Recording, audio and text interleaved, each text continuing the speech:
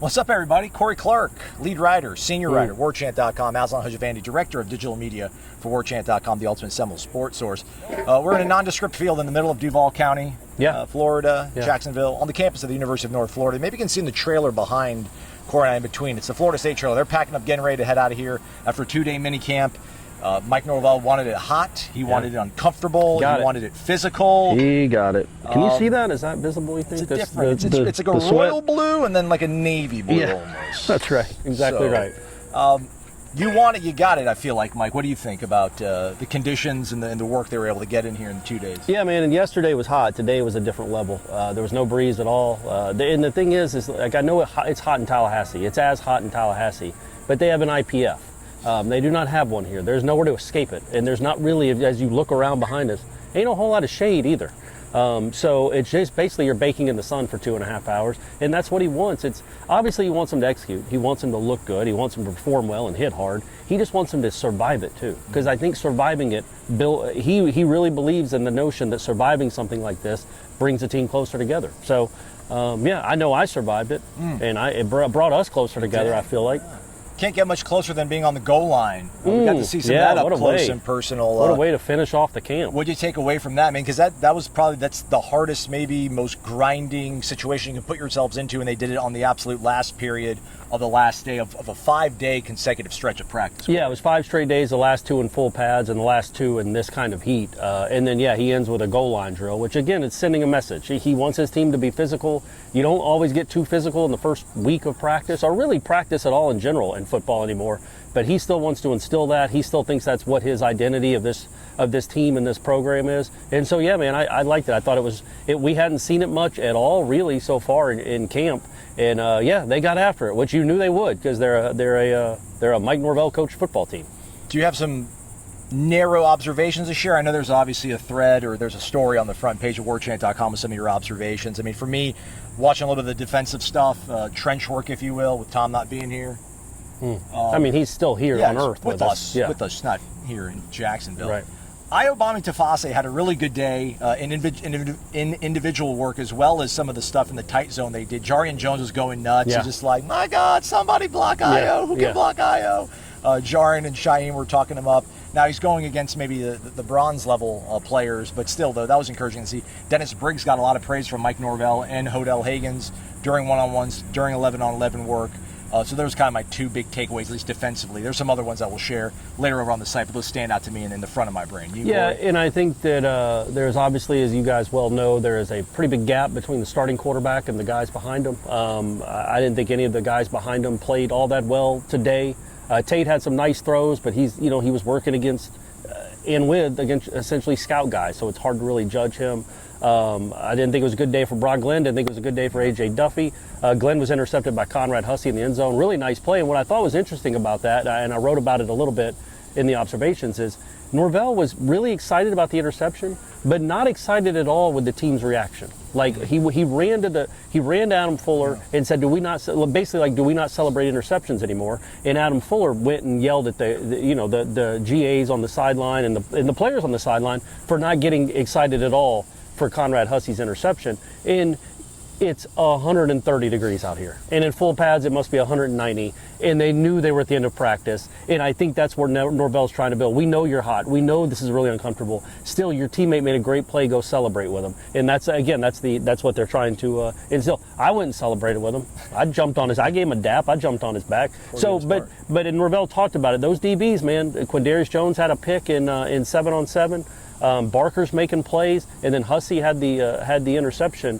Those are good players, man. There is a chance that they could play, a good chance, probably, at least in a couple of instances. That's a good crew, not the highest rated, but those guys have really competed well against a good receiving corps so far. Brian Courtney had a couple plays in team situations, and KJ Sampson, a true freshman that we haven't talked about a lot, did quite well. Got some praise from Odell during one-on-ones.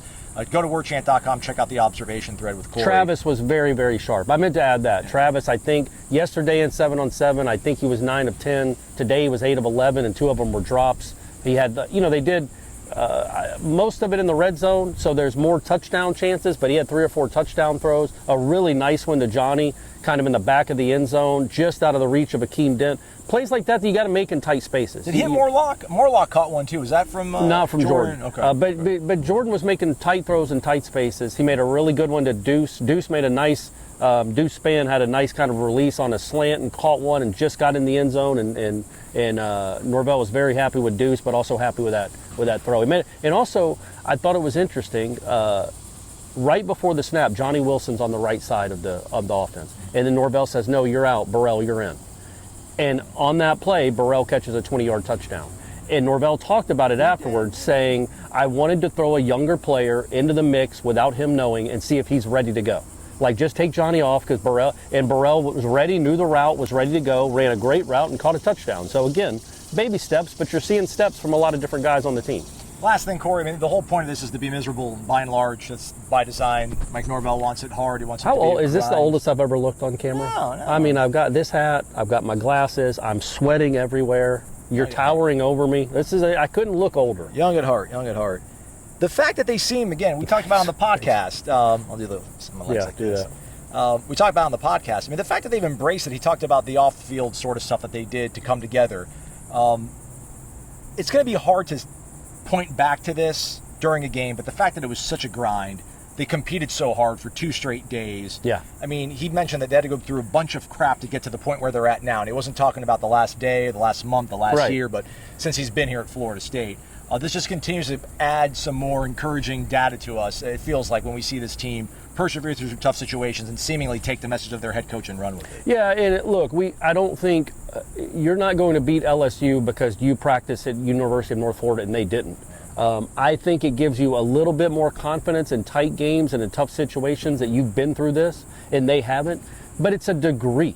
It's a percentage point or two. But in very close games, maybe those margins get really small, and maybe somehow you can take what this is, or whatever they get out of this can be enough to, you're going to have to run the 99 meters, but maybe that last meter you can fall across the finish line because of this. I don't know. I'm not smart enough to quantify what this means, but I know it means a lot to this head coach.